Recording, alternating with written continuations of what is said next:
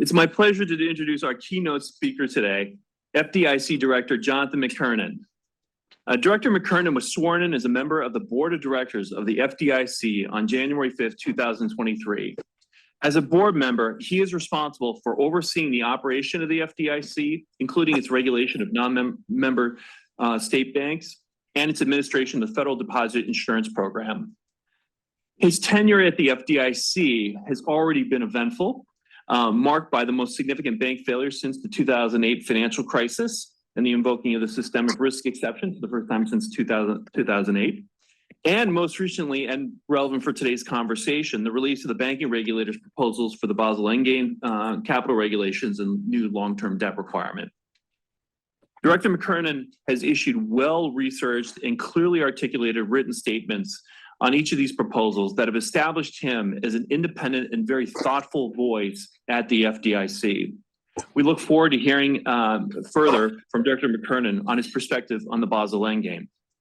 Director McKernan previously had a distinguished career on Capitol Hill, including serving as counsel on the staff of that august institution, of which I am also an alum, the U.S. Senate Banking Committee. He has also served as senior counsel at the Federal Housing Finance Agency, where he played, also significant for today's conversation, a key role in crafting new capital requirements for Fannie Mae and Freddie Mac.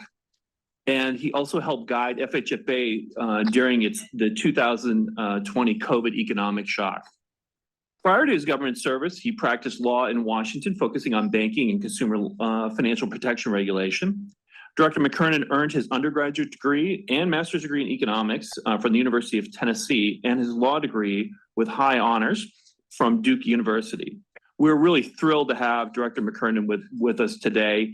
We couldn't have a better speaker to really provide some new insights on these really significant proposals that we've been discussing today. Please join me in welcoming Director Jonathan McKernan. We look forward to your remarks, Jonathan.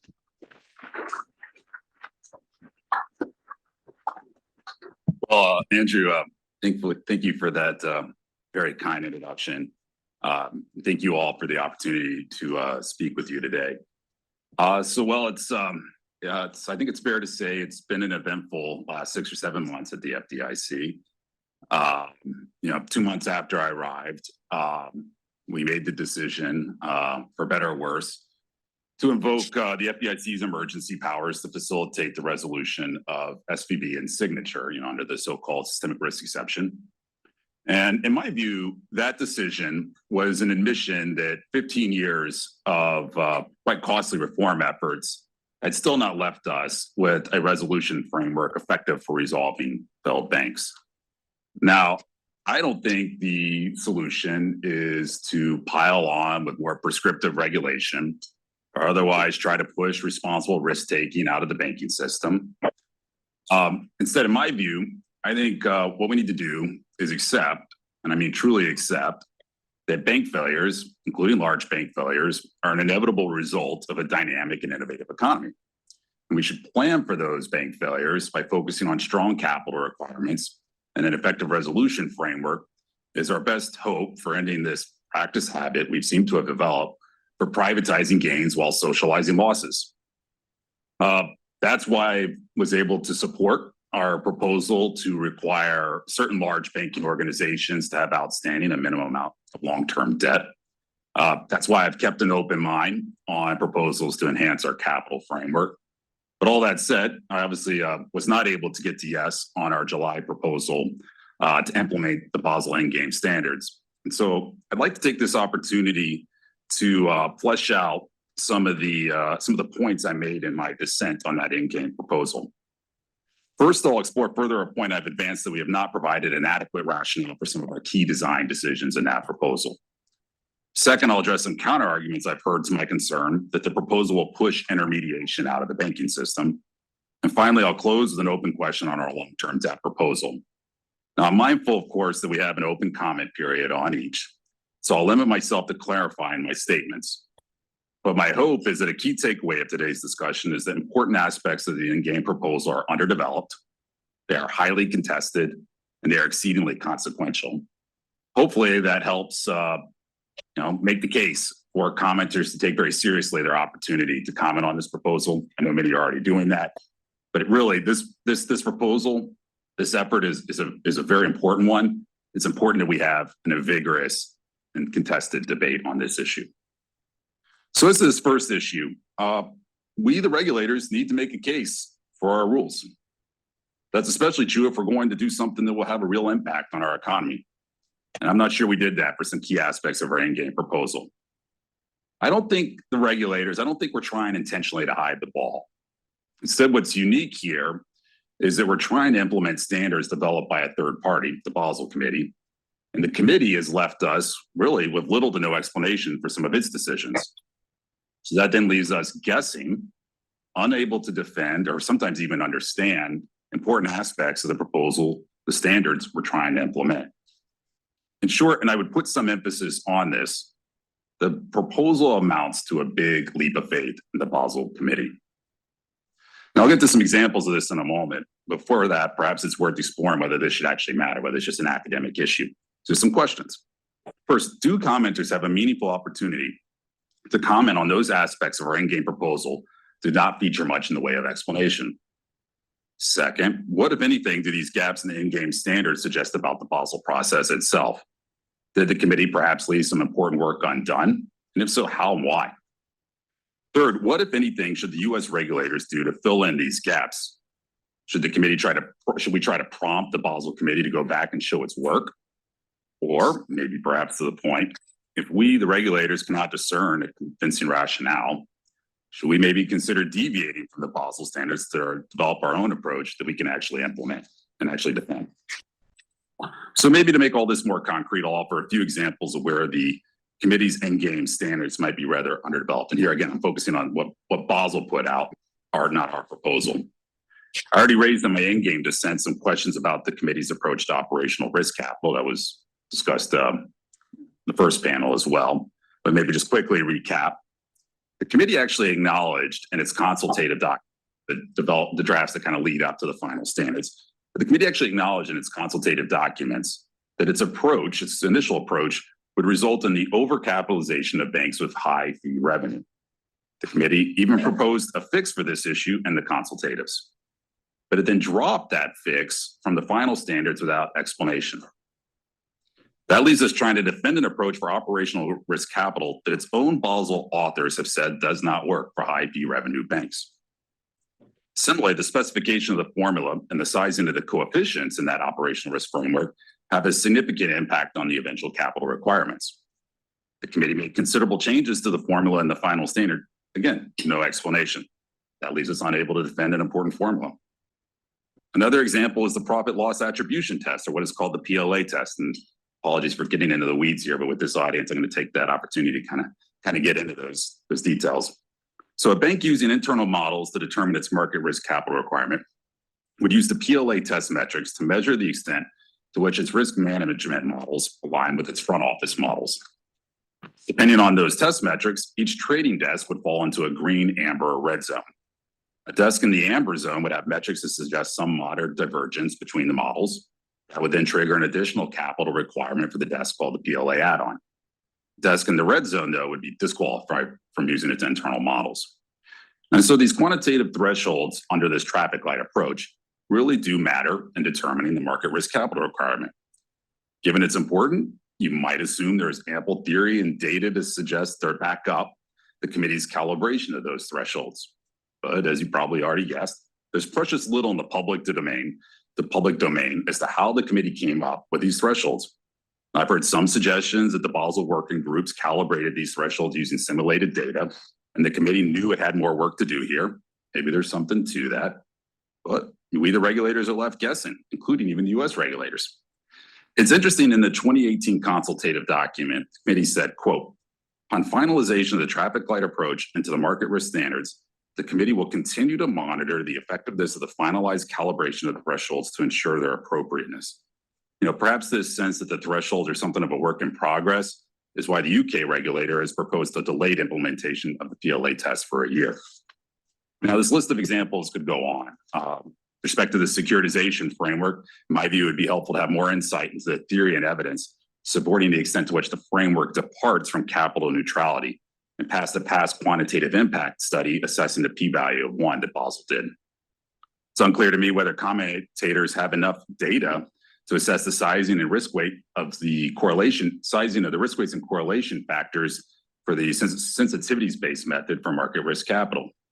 There's some open questions in my mind around the liquidity horizons for modelable risk factors. The row of 0.6 that provides limited diversification benefits for certain non-modelable risk factors could merit some more public domain discussion.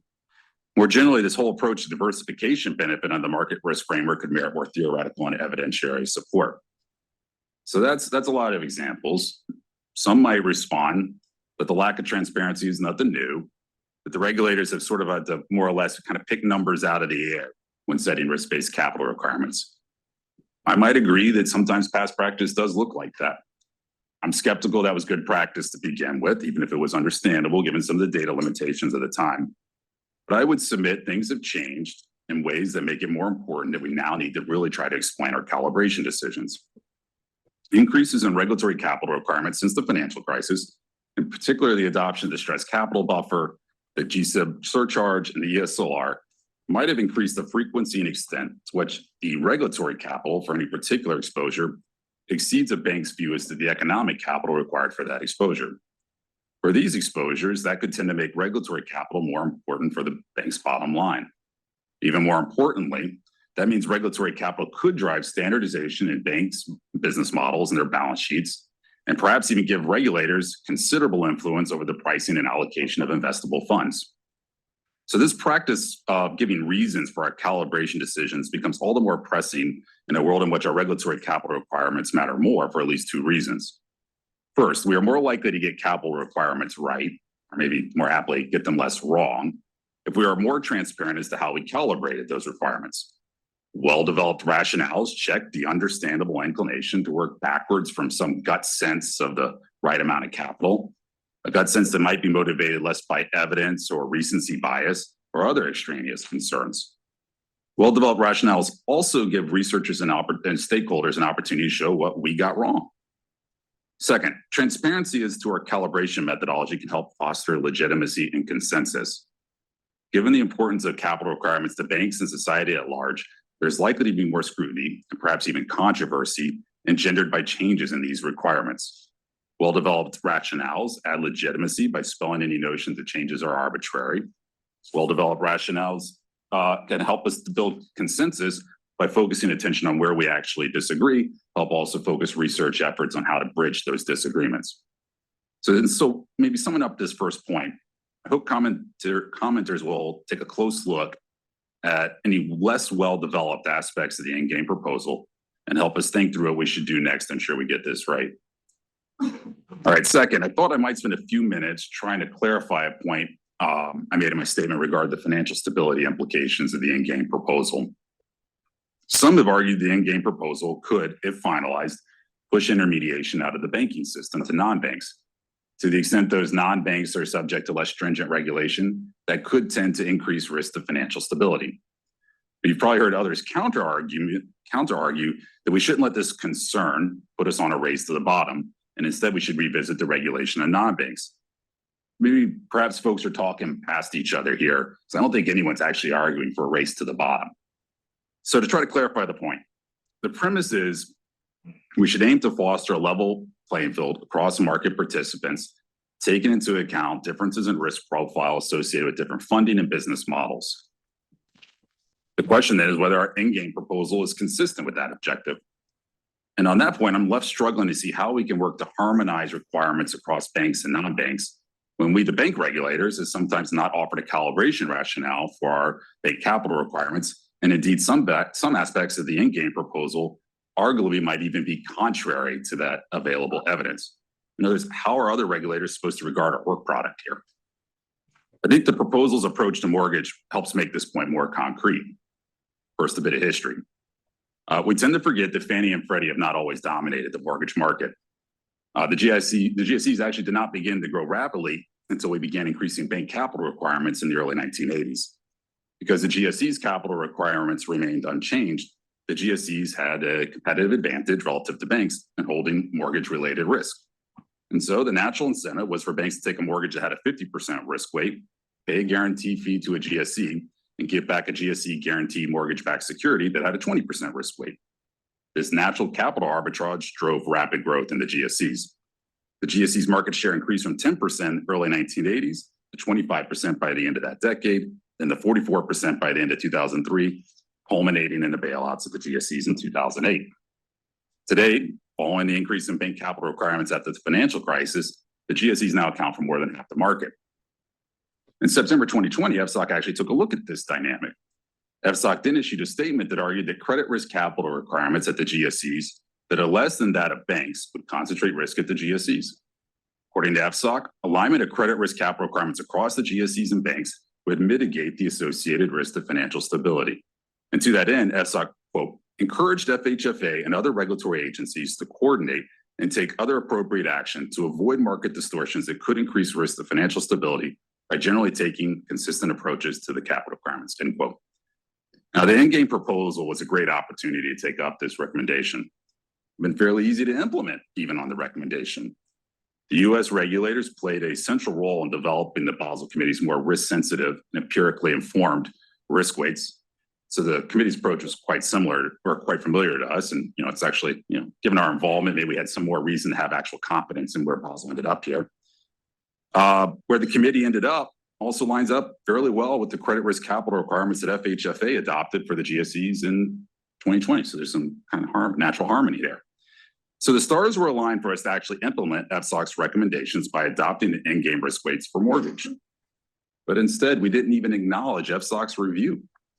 And then we went further down our own road by adding a large 20 percentage point surcharge to where the Basel Committee ended up. Compounding the enigma here, we offer no loss history or other evidence to support the sizing of this surcharge. So bringing this back to the original point, sure. Lower capital requirements outside the banking system should not lead to a race to the bottom. But how could FHFA or any other regulator align its capital requirements with those contemplated in the endgame proposal when our proposed approach to mortgages appears to be so at odds with the available evidence? It's a big open question I think commenters should look at, and has nothing to do with the race to the bottom. Finally, maybe just a few words on our long-term debt proposal. As I said at the beginning, we should plan for bank failures by focusing on strong capital requirements and effective resolution framework as our best hope for ending this bailout culture we seem to have developed.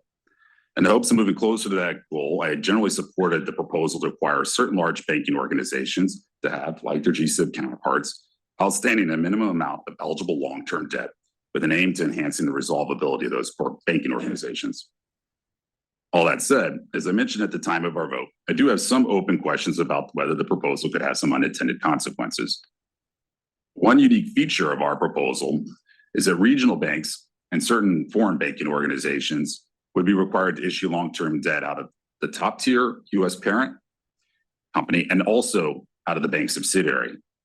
US GSIBs, in contrast, are required to issue long-term debt only out of the parent.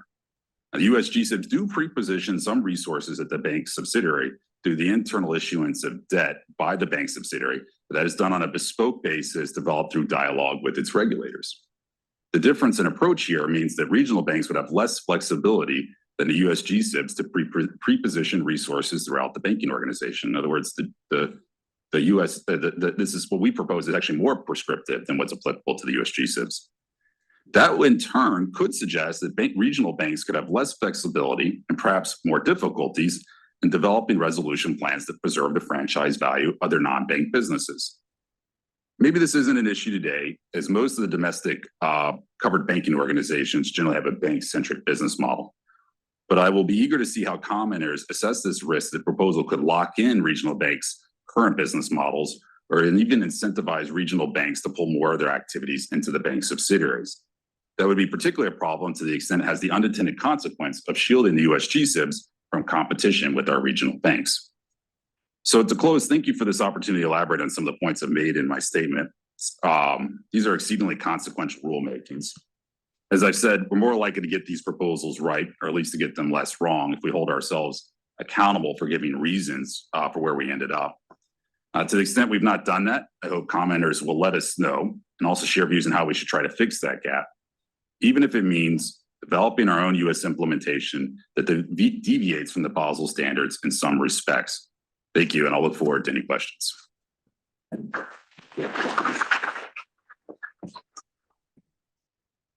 Thank you, Jonathan. You lived up to your reputation for providing clear and yet very thoughtful remarks.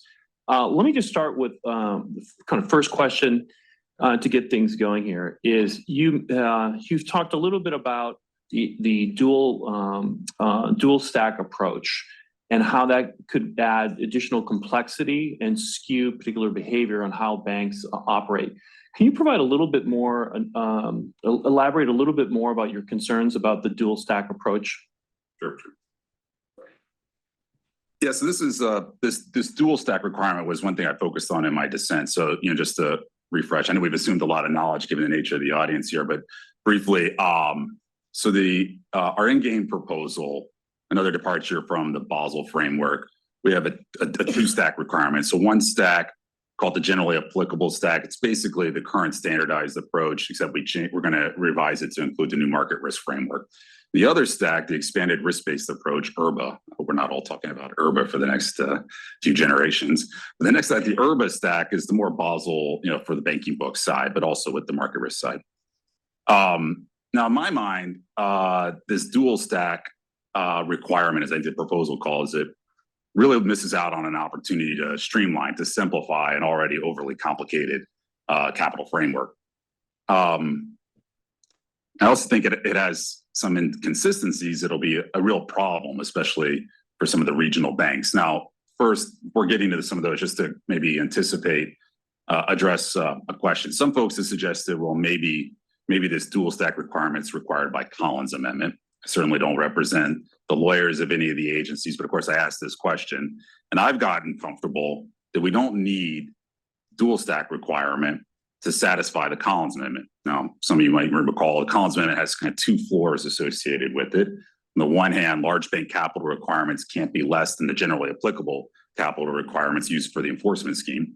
And on the other hand, the capital requirements can't be less than they were in July 2010 when Collins was adopted. So that's the historical floor. We make what is IRBA, the new Basel standard, the generally applicable, that takes care of the first floor. And then I've gotten comfortable in talking with the lawyers and others, and obviously, it's a question for the agency someday, that we don't have an issue with respect to the historical floor, especially with Basel Endgame, because you've got all these buffers, stress capital buffer, GSIB buffer. Now we're adding on an op risk capital requirement, a CVA capital requirement. The market risk capital requirement is generally higher than Basel 2.5. So we're also good on the historic floor. So apologies for that digression in the Collins. Just wanted to address that. Now back to the internal inconsistencies with this two-stack requirement. So it's less of an issue for the GSIBs, but if you focus on the regional banks, the category 3s and 4s, there's quite a few where the capital requirement under standardized and the capital requirement under IRBA are very close. Some have, more actually under the generally applicable stack, the standardized stack. Some have more under IRBA. And the problem with this is I don't see how a regional bank is supposed to manage its business model, understand its internal capital allocations, its costing, if they don't know what their capital requirement on exposure is going to be. I mean, the capital requirement will vary over the cycle. The approach to investment grade corporates, publicly listed investment grade corporates, really makes this pop, right? 100% risk weight under one, 65 on the other. That's a big difference in ROE, return on equity, depending on which one binds. And that's you're going to vary over the cycle. And it's also a little odd because say you get a big enforcement action, you're a banking organization, you're moving along, you're under the standardized stack, incur a big enforcement penalty, you have a big operational risk capital add-on. Now, all of a sudden your IRBA is the binding constraint. Like, how does it make any sense that your capital requirement on your publicly listed investment grades now declined after you incurred a big enforcement penalty? Like, that just doesn't make a lot of sense to me. And then you got also this problem where holdcos are going to be subject to IRBA in many cases, and the IDI, the bank subsidiary, will be subject to the standardized stack. Well, okay, how does a bank manage that, right? Probably in terms of the amount of capital, what matters for the marginal decision is the holdco requirement. But as you all know, especially the Mayor Brown team, you guys focus a lot on securitization exposures. The operational criteria and the eligibility conditions vary very considerably under the standardized and IRBA stacks. So you'll have two different operational criteria for, say, your securitization exposures at the holdco and at the IDI. You have different criteria for eligible financial collateral at the holdco and at the IDI. I just don't see how that makes a lot of sense, especially if it's not required by Collins. So I think, to the extent commenters are looking at this issue, and I understand there's sort of a preference among some for a dual stack structure, I think folks should really address, like, well, if we're advocating for a dual class structure, what does that do to the operational risk capital framework? Are we in effect kind of nullifying the operational risk capital requirement? And in your view, how do we feel? How should we feel? How should we think about a framework that does not require capitalization of operational risk in the minimums? And I'm just trying, when I say in the minimums, I'm distinguishing from the stress capital buffer, because there isn't by design a capitalization in the minimum and a capitalization for similar risk in the buffer. That's intentional. So I think you probably want to think about how you have it in both places. So maybe that's more than you want to know. It's a pet issue of mine. There's a real opportunity to streamline an overly complicated framework here, but there's a lot of issues at play. That's great. Why don't we turn to questions in the audience? If you could just give your name and affiliation. With RBC Capital Markets. A question about the long-term debt proposal. So given the additional debt that would be required at the bank level, assuming the IDI requirement is adopted and the volume of additional debt that would be issued as a result of that, did the FDIC consider doing something to offset each deposit insurance premium through that framework, or increasing, the amount of debt get, because all this debt now is supposed to be subordinated to depositors, so it's providing this added layer of protection above and beyond.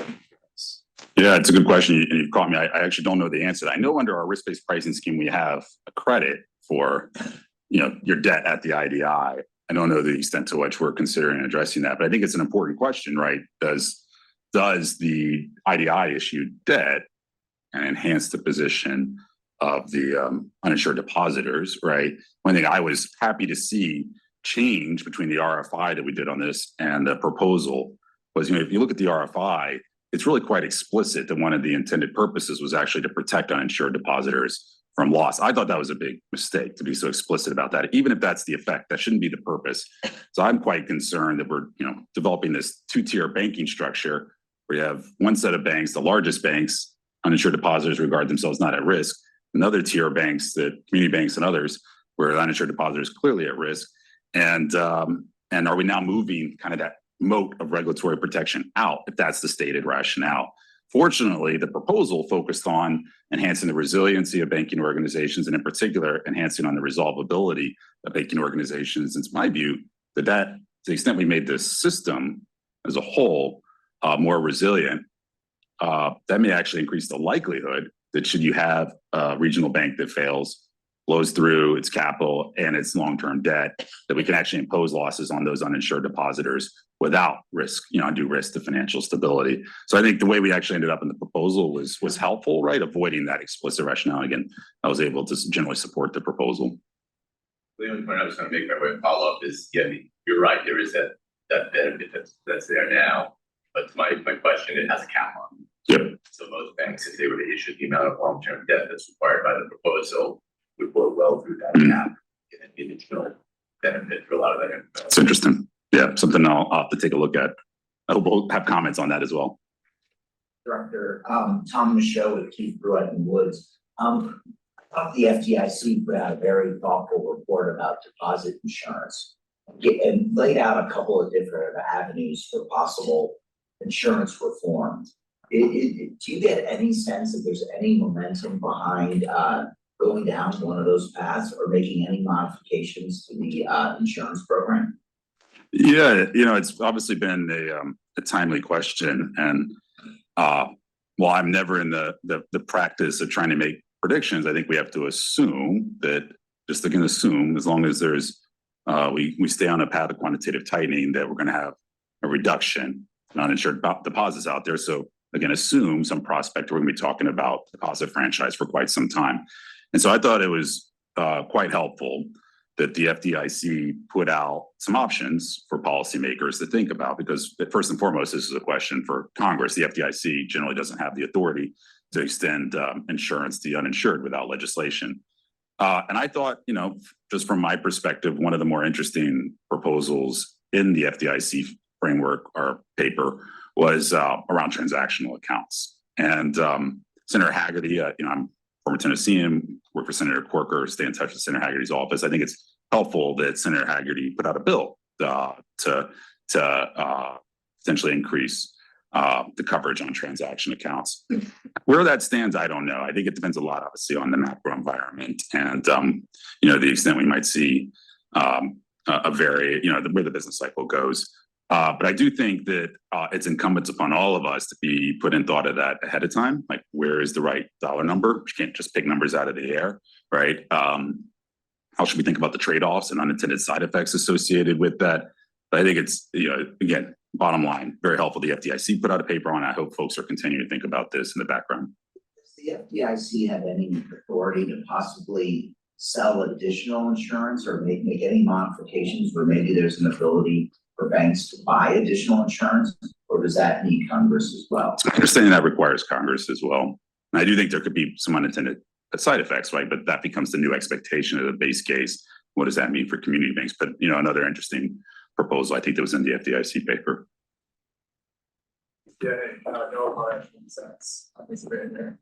I know you mentioned a lot of different areas within Basel III Endgame that could actually see some changes from proposal to final rule.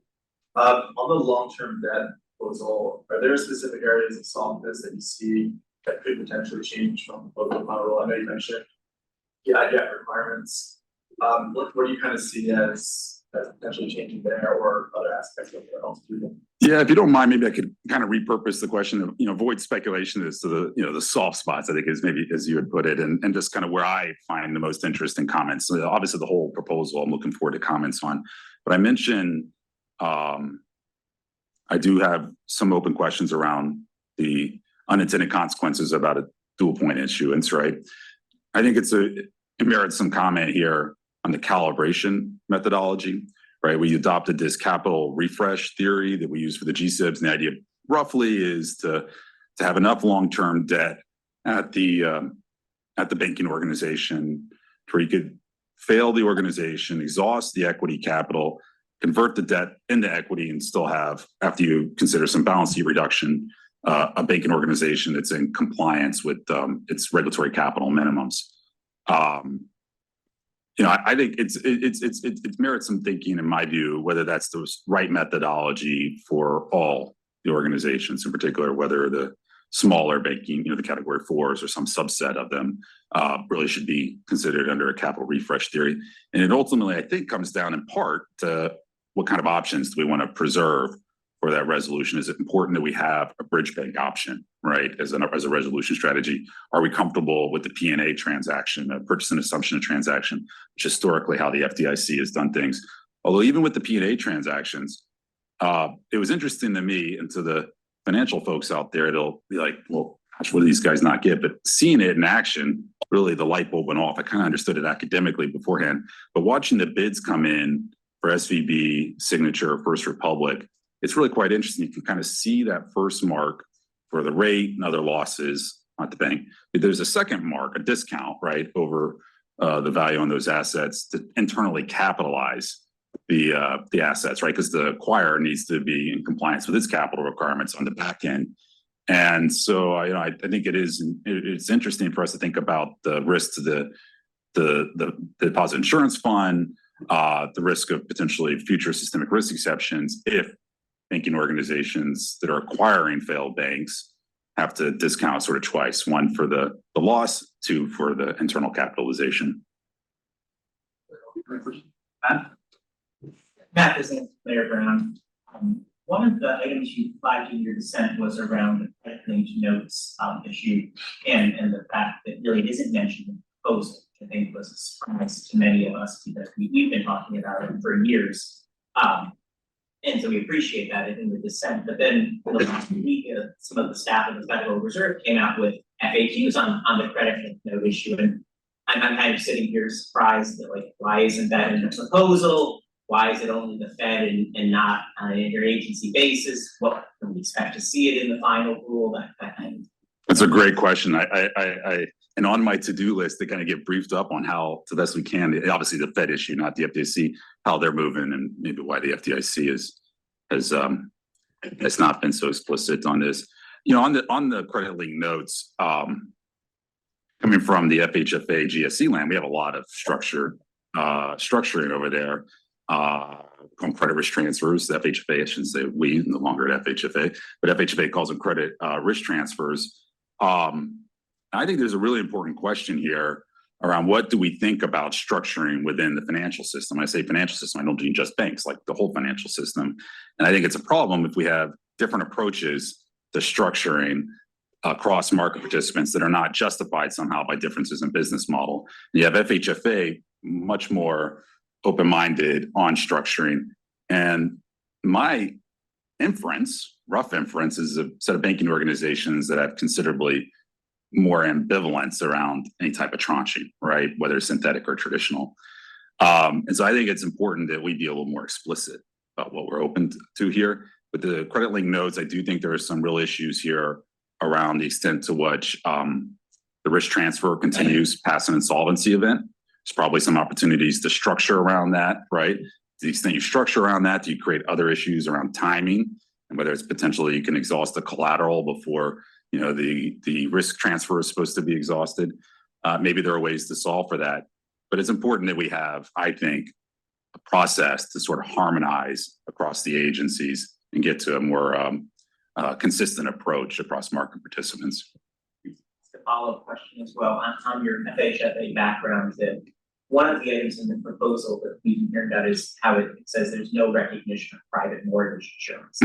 That kind of seems at odds that under FHFA regime actually requires private mortgage insurance for certain things. So why is there that different approach across the agencies? Yeah, it's historical reasons that remain kind of an enigma to me as well. I do know that Basel, for better or worse, has taken a view on private mortgage insurance. It's pretty skeptical.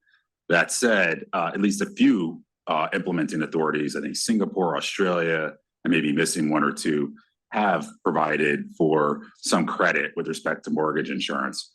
And given where we ended up on mortgage in the proposal, it does seem to me there's a real expressed willingness to consider some unique approaches, some maybe even bespoke approaches to mortgage that can address some of the concerns around access to credit, especially among underserved borrowers. So I think there's a real opportunity here, right, to kind of go back to think consistent with first principles. What's the right way to think about MI? Whether it's, I don't know, one idea I heard was, maybe if you have your Basel LTV approach for risk weights, allow high LTV mortgages to kind of buy down one notch with certain qualifying MI. Nice thing about that is maybe it's bespoke. It lends itself to sort of a cabined application. It doesn't have precedential impacts for other types of structuring. But I myself have lots of questions in this space. It's probably not a very satisfying answer and something I'll continue to dig into. Thanks. Back on the long-term debt proposal. So I know this issue was raised at both the Fed's board meeting as well as the FDIC's, but it's the prohibition on allowing banks to issue eligible LTV externally. So just kind of curious as to what you thought about that, and if that's something, the rationale that was put in the NPR was all that compelling. So curious as to what your view is on the likelihood of that remaining. So that's where part. The likelihood of it remaining, I don't know. I'll just offer, what I expressed in my dissent and look for comments on this. Again, I think there's some potential unintended consequences here. Got into that already. I do think that commenters, to the extent they're addressing this issue, should think through. I'm not saying there's no answers here. I just don't know the answers right now. How your 165 living will plans or bankruptcy plans for a banking organization would work if the debt is IDI issued, right? Whether there are going to be creditor challenges to a bankruptcy judge trying to extinguish, convert that IDI debt, could basically credit it to the IDI to try to capitalize the IDI, and whether it's possible to develop a bankruptcy plan that is credible if the debt comes out of the IDI. I'm not saying it can't be done. It's just something I've asked questions about and continue to remain interested in. Maybe you can solve for that with support agreements, to the extent they're secured by some proceeds. But I think there's some challenges potentially with your hold code, kind of single point of entry resolution strategies. If the IDI debt is issued externally. Not to say, again, not trying to prejudge things here. I want to be very mindful of the comment period. Just try to indicate one area of interest for myself. Why don't I just end with one last kind of process question that I think a lot of people who just generally on the other end of the rulemaking process often wonder, which is what's the value of comments? And for a lot of us, we submit comments and they kind of you submit them and then you don't hear anything back, and maybe there's an oblique reference to it in the final adopting proposal. But just generally now that, and you have been on the other side of this, you know, from your congressional angle and sending comments to regulators, now that you're on the other side, can you give us a little insight of how you use and view comments as part of the rulemaking process? Sure. Well, at FHFA, being involved with the capital rule there, the comments were exceedingly helpful and thinking through the issues. And we made quite a few changes, approaches to credit risk transfer, the minimum risk weight floor and so on to address those comments. In the banking space, I can't speak obviously for the agency, for myself, incredibly valuable. I mean, we need to especially identify as a threshold matter what aspects of the proposals we're trying to implement, the Basel standards we're trying to implement are underdeveloped, right? And what should we do to try to fix those, right? Is there a US path forward? So yeah, I guess that's the key takeaway here from my perspective. Again, key aspects of the Endgame standards underdeveloped. They're contested, especially within the agencies. I mean, you can see that in the dissents at all the agencies, right? And so this is a real opportunity to weigh in and try to inform the debate. So again, it just would really encourage folks to put thought into their comment process. It really does matter for the good of the Republic. With that, I want to thank Jonathan once again for those wonderful remarks.